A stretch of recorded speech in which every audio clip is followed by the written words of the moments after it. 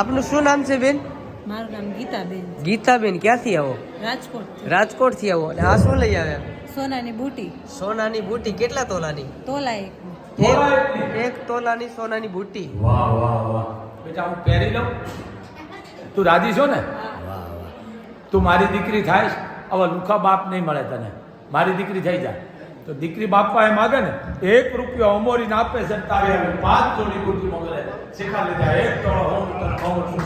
બોલ મોગલ માતની.